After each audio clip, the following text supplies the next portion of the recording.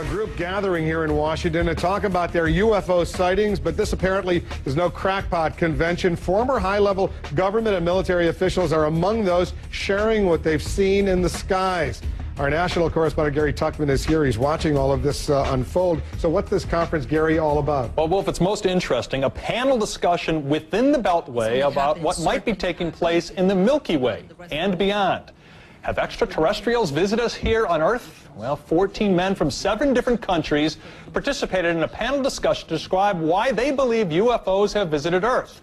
And these aren't guys they just picked up off the street. The panel includes former governor of Arizona, Fife Symington, who is one of many Arizonans who said they saw UFOs back in 1997 during an episode that is popularly referred to as the Phoenix Lights. Major sighting here. We want the United States government to stop perpetuating the myth that all UFOs can be explained away in down-to-earth and conventional terms. Instead, our country needs to reopen its official investigation that it shut down in 1969.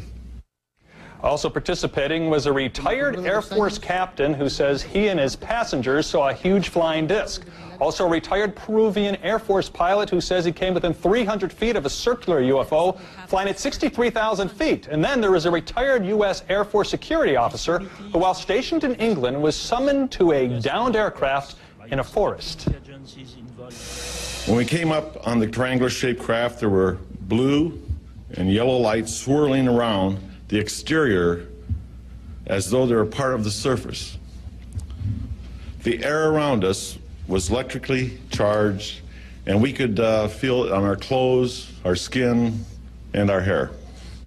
Well, Peniston then says the craft took off. He never saw any beings inside or outside the UFO. He says he took pictures, but inferred they were purposely overexposed by the government. Now, we've talked to the FAA before about investigating these kinds of claims, but the agency says, quote, it does not have the power to investigate.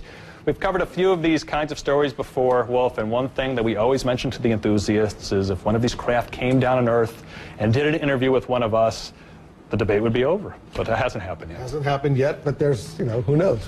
Could happen. Gary, thanks very much for that report. By the way, there have even been some UFO sightings reported right here in the nation's capital. There was a flurry of them back in July of 1952 when the Air Force investigated but was never able to solve or prove anything. Take a look at these headlines. Aerial, what's its buzz?